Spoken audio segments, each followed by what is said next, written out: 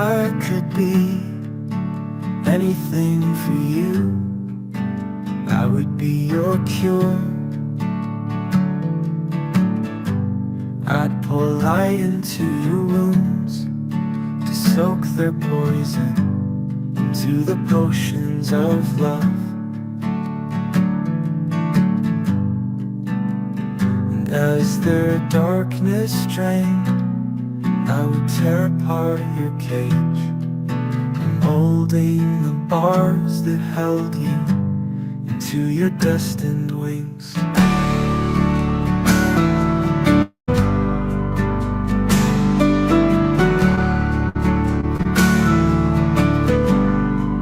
And if from your flight you returned, I would have sewn a blanket for you from the curative fabric of spring. But hopefully you fly off to that destination you were born with, the one they tried to steal from your soul. That destination you were born with, the one they tried to steal from your soul.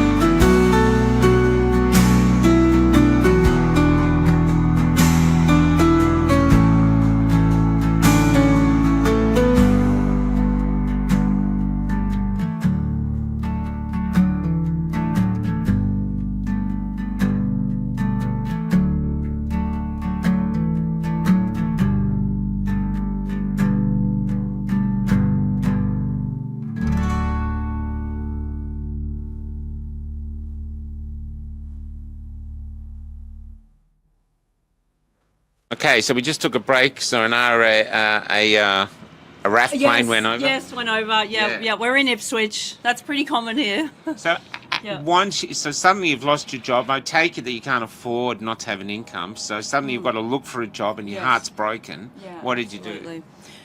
Well, I did get a little bit of support from the Queensland Health, because they said that the chief health officer said, "Oh, we'll help support you. We'll look for another role, maybe a non-clinical role." But that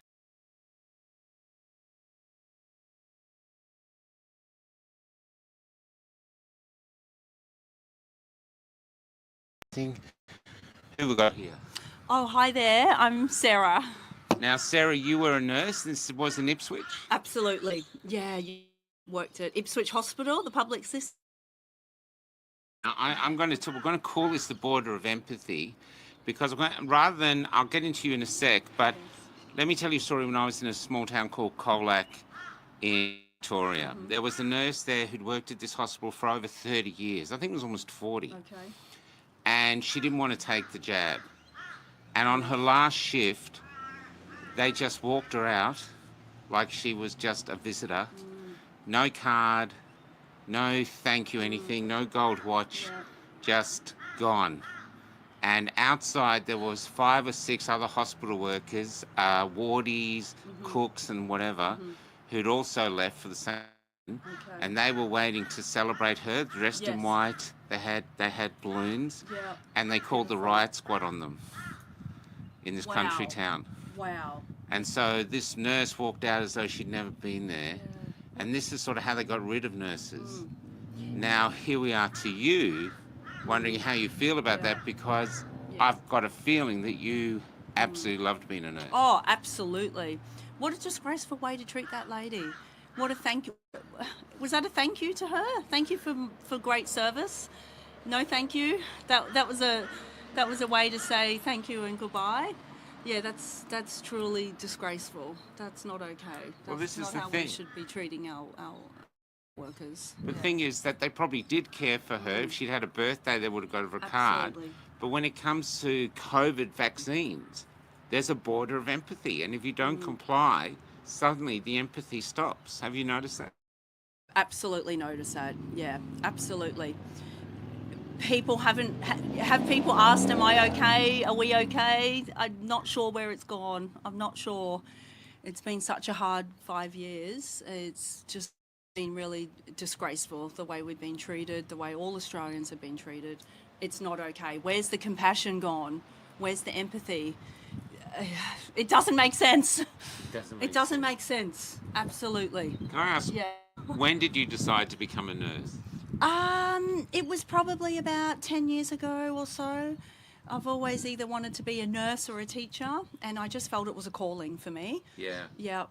The second eldest of six, so I come from a good size, big size family, and I've always just cared for my siblings. So it's just been a really a calling from. And did you? Absolutely loved it. What did you absolutely love about it? Oh, look, everything. I really love connecting with people, caring for people. That's the best part about nursing. And what nursing were you in? Like general nursing, or you were in ICU? What sort of nursing? I was an enrolled nurse, and the first couple of years of my nursing, I did a great job. I worked actually in a mother-baby unit where I worked with families, helping them with an adjustment through parenthood, and I worked in maternity. And then I moved over to this Ipswich area.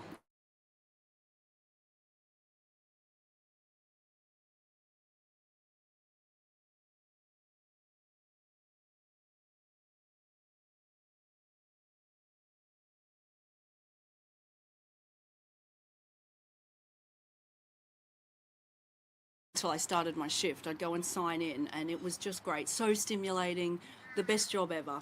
1 week I would work palliative care, emergency, stroke.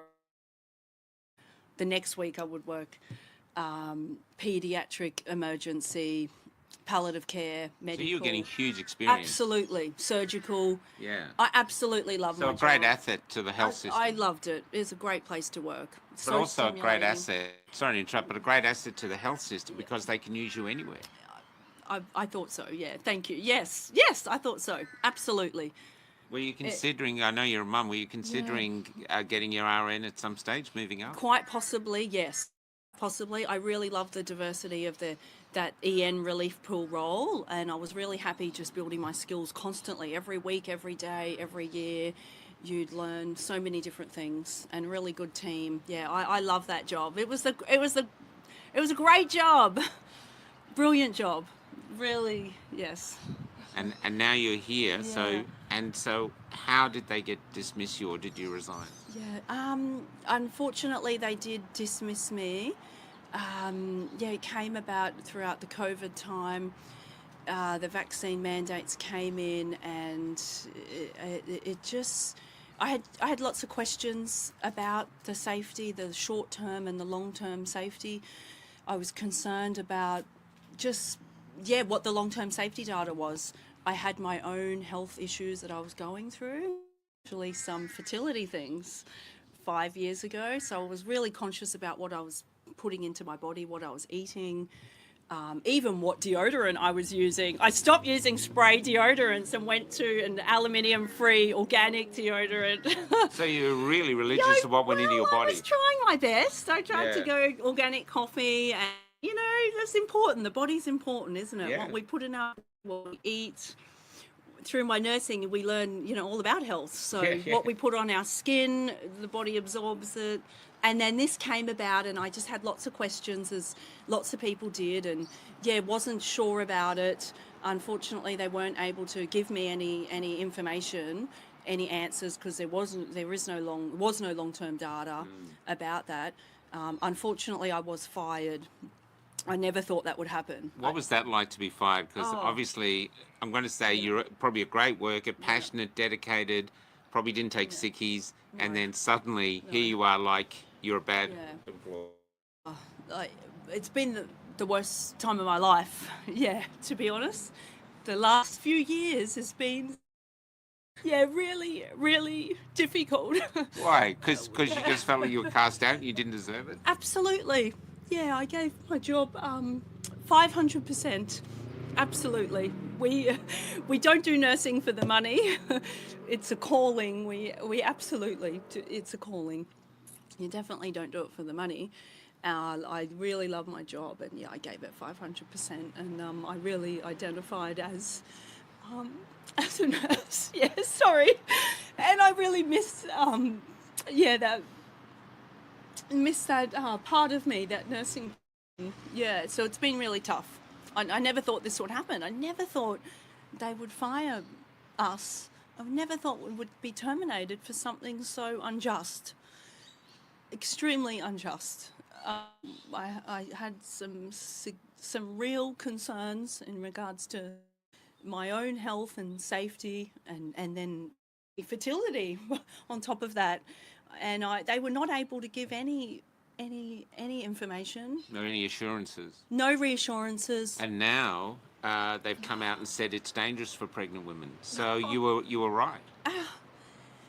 Absolutely. Yeah, that's what it That's says what on it the. says. That is the latest data, isn't Yeah. it? And so none of it has made any sense.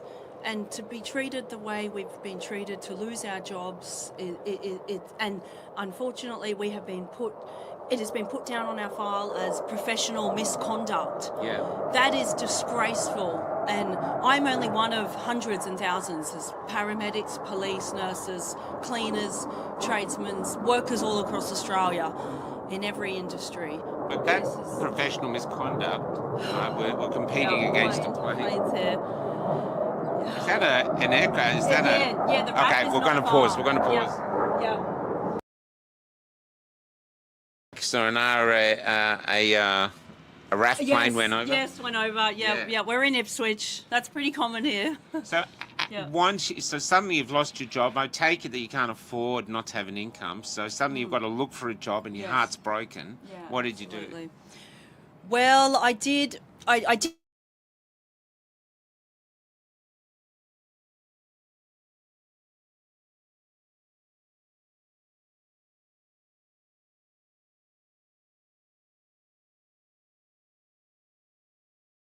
And that there was just no, virtue nothing signalling. offered, just gone. See you later. Goodbye.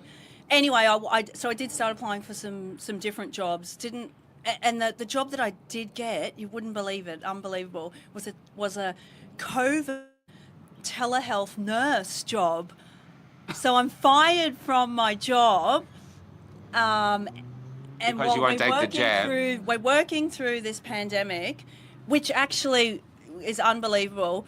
The nurses at the time got this badge saying "Nurses and Midwives Frontline Heroes 2020," which was all don't know quite if you can trivial. see But this is just so trivial that we got this badge. It's fantastic. Thank you for recognising the hard work that everyone does. I just upped that again. So Thank you.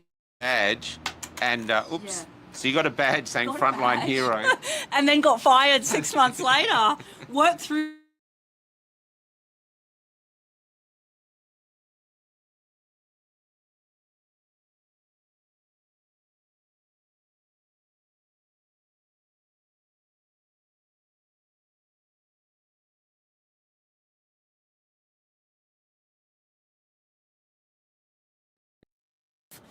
And it was a telephone nurse giving people a call that were positive for COVID, had COVID, and we were doing some telephone assessments to check on them to make sure they're okay. 99% of them absolutely were fine. So we were, the whole team of us, I was very grateful for that job. What a experience that was. It was great to have a chat to people on the phone. You're at home. We did some phone assessments to make sure that they're okay at home. It was extremely strange time in my life. I think what happened was the country, unfortunately, there was a message sent that we must stay home. Remember the pandemic, where there was this awful lockdown. So people were forced in their house. And then maybe some people did get sick and needed help, but the message was to stay home. So then this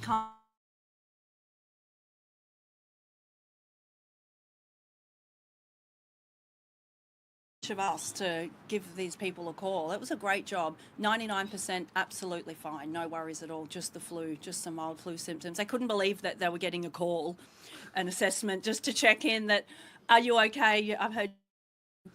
It's amazing thinking back to that time in my life, talking now about what I'm doing. We don't generally ever call people about, you've got the flu, just checking in. It's a beautiful thing to do, but we know We know people, look, we can look after ourselves well. We have an immune system. We know what to do. We go to the doctor when we need to. We get our rest. We do what we need to. We have the hospital if we need to go to the hospital.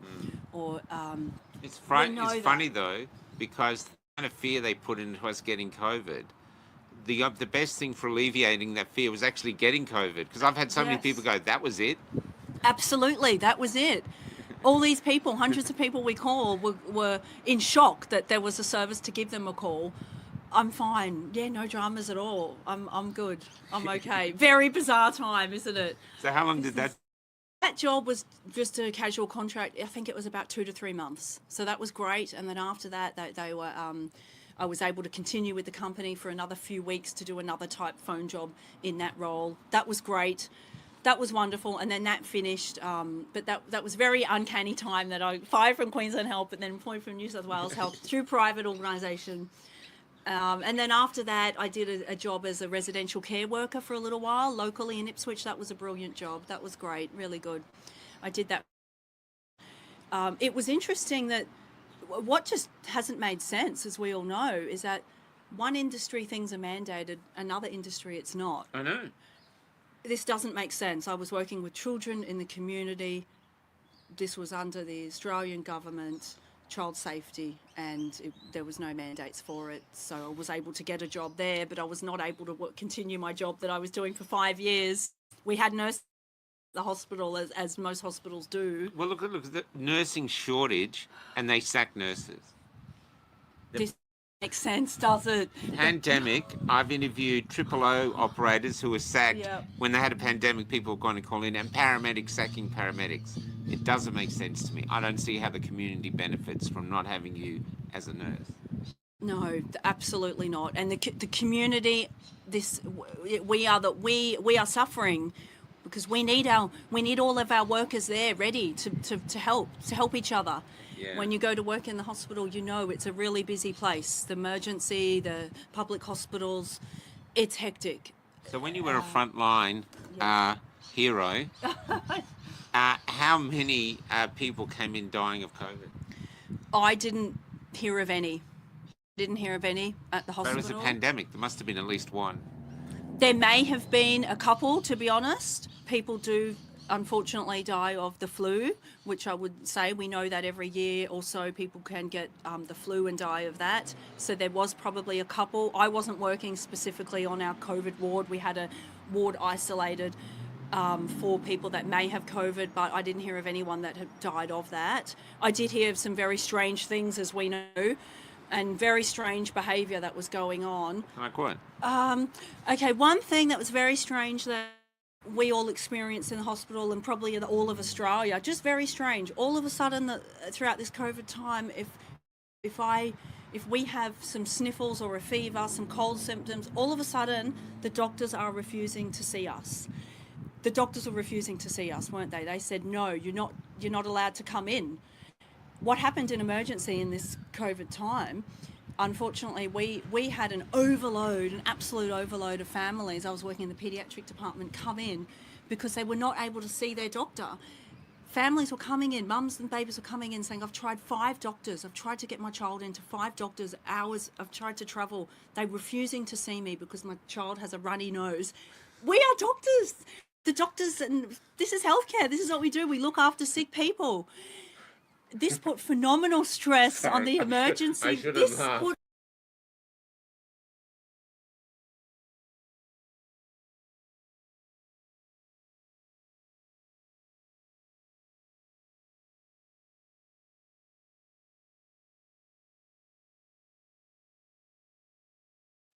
Because I've got some flu symptoms, which they're saying is some COVID symptoms. You must go to emergency. The message was you must go to emergency. We're not seeing you. Emergency, but actually you didn't need to go to emergency. Emergency is for emergencies. So now we have a waiting room which is already overloaded. That's normal. It's already overloaded. But now we have an extra overload of people waiting to be seen a doctor, which you need to do. You always need to trust your gut in life, don't you? We always say, especially children, they sometimes they can't express everything what's happening when they're sick. So mums will be crying in the waiting room. I'm so sorry. I can see you're already so busy and overloaded. I'm sorry to have to come in, but I'm concerned about little Johnny. And we'd say, no, I'm glad you brought him in. I'm sorry. And then all of a sudden I was apologizing that I'm sorry that our doctors refused to see you. I'm sorry that our doctors refused to see you. In emergency. No, not an emergency. No, in their doctor's clinic, their normal clinic, they refused to see and so many people that had flu symptoms because the government was giving this message that COVID is this fear message that you must go to the emergency, you're going to die. So mums brought their children in because they couldn't get them into a doctor. Sorry that the doctors in the area refused to see you. Thank you for bringing your child in because, yes, we do want to check them out, absolutely. And we were assessing them in the wait room as we always do, doing the absolute best we can, getting them through as quick as possible. Unfortunately, you wouldn't believe what's still happening this year, just a month ago. A doctor surgery very close to where I live, private doctor surgery, is refusing right now to see a child. They're refusing for the child and the father to come into the clinic to assess them properly because the child has flu symptoms, has a runny nose, a fever, normal. When you do that, you go to the doctor to be assessed. The father took the child in. This has just happened a few months ago, right here in Ipswich, in Brisbane area. And the doctor has said, no, you're not allowed. Your child is not allowed in the clinic to be assessed. I'm going to assess them in the car. Why is this happening? This is medical segregation. The doctor has said to the father and the parent, Like he's not a gynecologist. You're putting me in an awkward situation because why? Excuse me, I'm bringing my child to the doctor to be assessed because I'm concerned about them. I think they may have an ear infection and or a cold. They have a runny nose. The doctor refused to take the child into the normal clinic to assess them in the normal area. He insisted on assessing the child in the car. Why is this happening? So there's still a huge fear around COVID, even though COVID's turned out to be pathetic almost. Absolutely. Why is this happening? We must ask. This must stop. This is some type of weird medical segregation happening. When you sign up to work in healthcare, we look after sick people. That is an absolute privilege to be in that role. And now all of a sudden, something very weird is happening. We're saying that we cannot look after a sick child. We can't assess them. We'll assess them out here in the car park. And these people, because I was in hospital and I was given great care, so these people are great carers, but there's some border when it comes to COVID or the jabs that it's like my empathy can't cross this border. It's very weird. It's very strange. It doesn't make sense. There are so many people that are having... So would you have been scared if you were in hospital of looking after a COVID patient? No, absolutely not. And they sacked you? They sacked me. Absolutely not. We are trained well in our PPE, in what to wear, the mask, the gloves. We take normal precautions and extra precautions as we need to. You know, good training, nurses and doctors, we get that specific training. That's what you do. We look after sick people all the time that have the flu, influenza, gastro symptoms. We just use those extra precautions. No fear at all. I tested many people with the test we had to do, the little swab up the nose and in the mouth to test if they had influenza, flu or COVID. That's a normal part of the job. That's okay. And it's an absolute privilege to look after people that are unwell. And there's no need to be scared. We have an immune system. That's what you do in healthcare. We look after the sick. Yeah. What do you think's happened? What is it? How do you explain it in any way? I can't explain it. I know your partner said the world's upside down, and how do you explain this lack of ethics? I wish I could explain it as well, Michael. I don't understand it. It doesn't make sense. It's like things are opposite. Things are not making sense. And it's been a really hard few years, and it is. Every day I'm questioning what's happening in the world. What's happening? just such basic things with COVID. We're asking questions, we're not getting the information, and then we get in trouble for that, and then we get misconduct put against our name when we haven't done any misconduct. So if you go for a job, you have to explain the misconduct thing? I absolutely would. We're honest people, and that's what I would explain. Well, what did you do? How did that come about? That's on my history now. Yeah. I don't understand why. I don't. I'm absolutely baffled. You just can't make this stuff up. It doesn't make sense. What is misconduct? I didn't break any rules. I didn't have any complaints against me ever. Well, you'd think that'd be injuring a patient, stealing, taking drugs or something like that. Absolutely. Yeah, doing the wrong thing. Yeah. By your patient, by your staff members, doing the wrong thing. Yeah. Like breaking the law, breaking the policies. Yeah. Well, Yeah. all you exercised was consent, was the right to Yes. the right to consent or not to. Just informed consent. Informed consent, Absolutely, absolutely.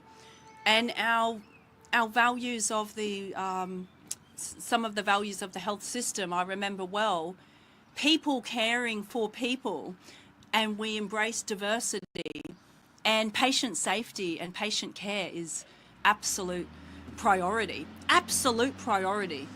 Absolute. So you believe these ideals? Absolutely. Patient safety is number one. That to be very careful of what we do with medications, always double checking the dose and the right person, the right time, all those things, nursing. What would be a resolution for you? For them to apologise and give you a job back, or what do you think is the way forward? Oh, that's a good question. Really good question. I think definitely possibly, potentially an apology, but some recognition of what's happened. We need to talk about what's happened and what has happened and what has been very unjust and very wrong. Injustice needs to be called out. Otherwise, it's going to keep on going, no matter what it is. If it's in life, employment, if we get fired for misconduct, unjust, unfair dismissal, whatever it is.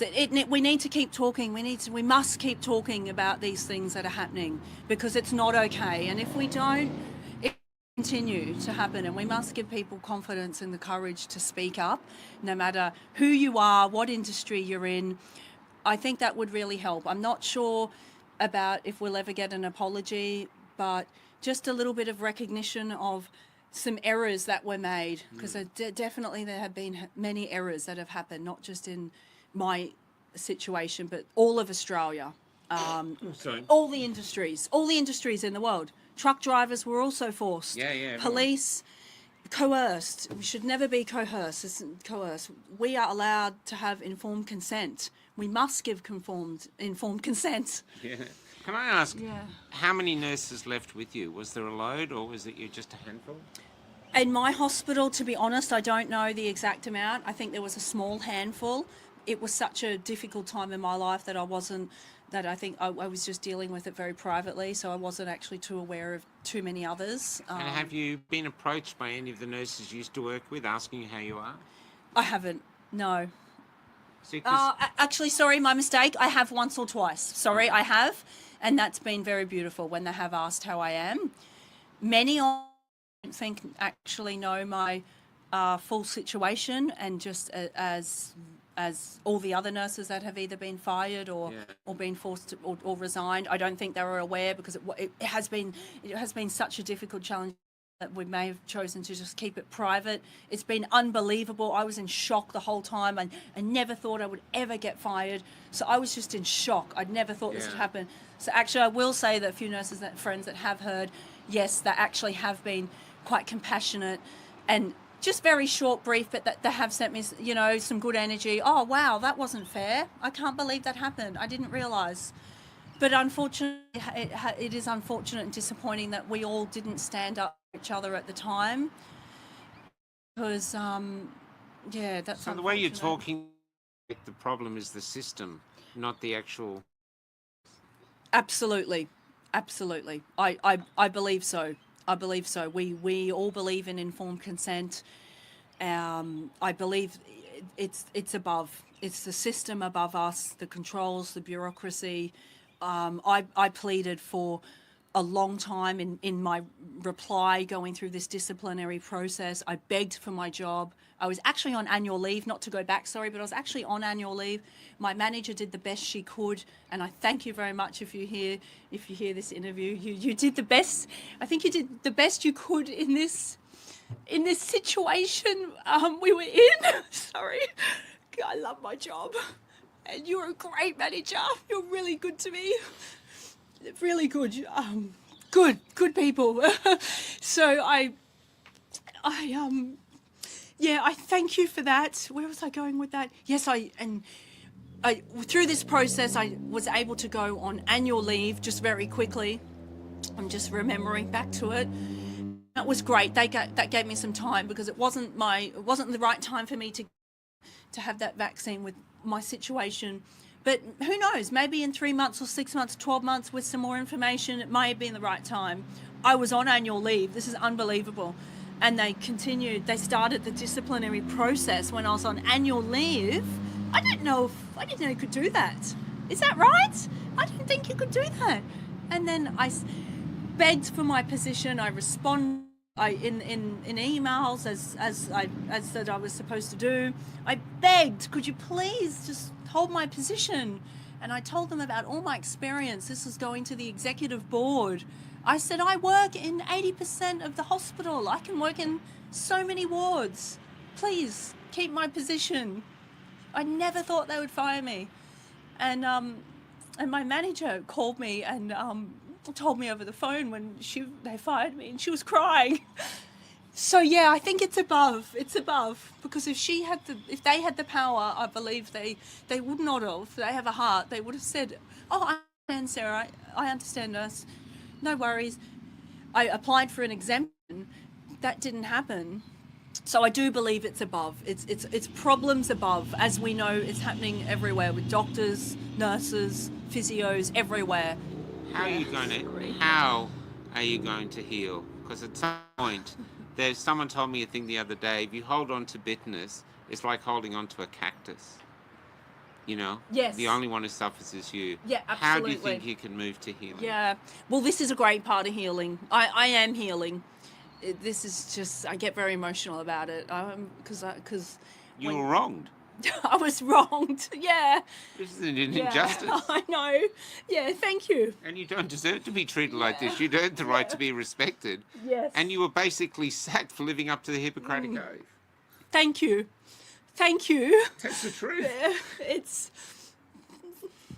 It's been such a hard few years, and people feel like you're still going on about that. But it's yes, it's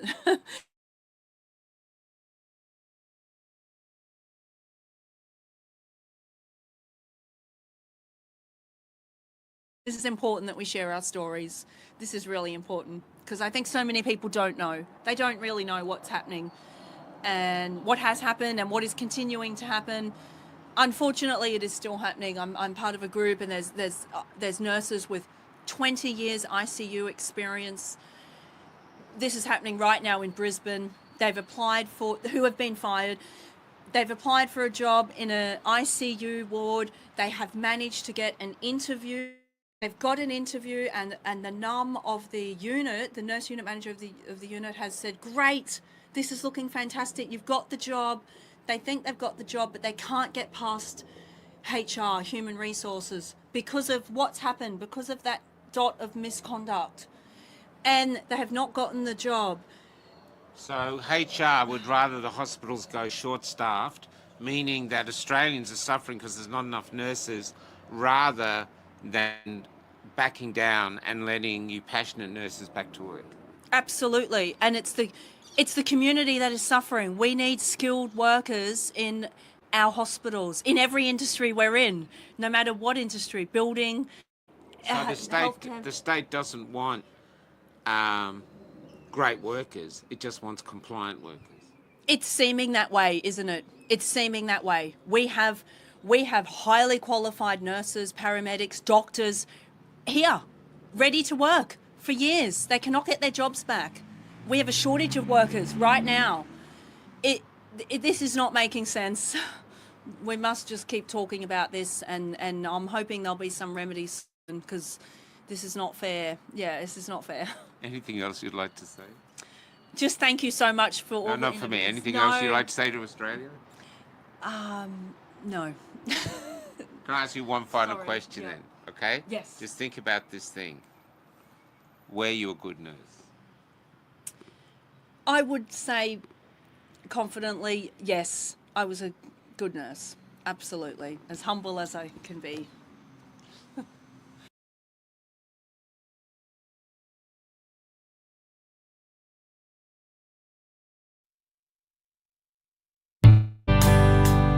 Is it only me who's not too blind to see what's happening today? The world has lost its way. The signs are all around, in the air and on the ground. They're taking all our rights. We've been taken for a ride.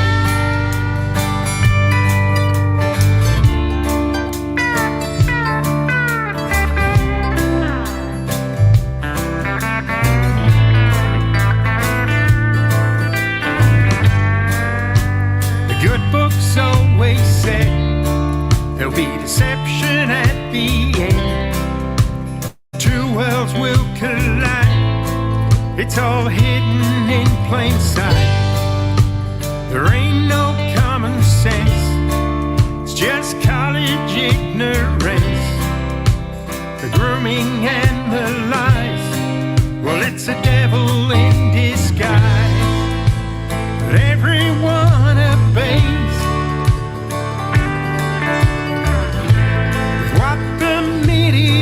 portrays.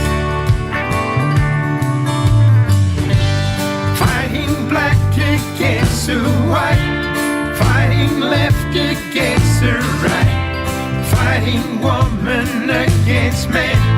Do you really understand? Divided we will fall, but united we'll stand tall. Together all as one. Let's undo what's been undone.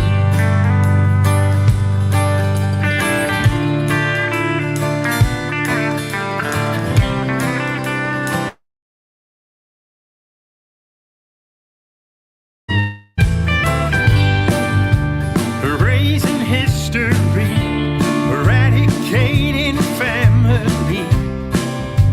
When nothing's what it seems, well, that's how the end begins. The writing on the wall, the dominoes are fixed to fall. You cannot save your skin by selling off your soul. But everyone obeys with what the media portrays. Fighting black against the white, fighting left against the right, fighting woman against man. Do you really understand? Divided we will fall, but united we'll stand tall. Together all as one, let's undo what's been undone.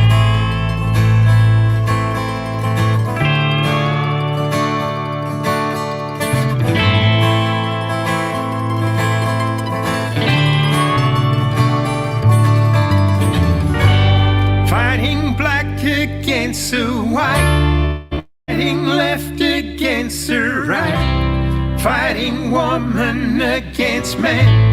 Do you really understand? Divided we will fall, but united we'll stand tall. Together all as one, let's undo what's been undone. Divided we will fall, but united together all as one. heart's been undone. Is it only me?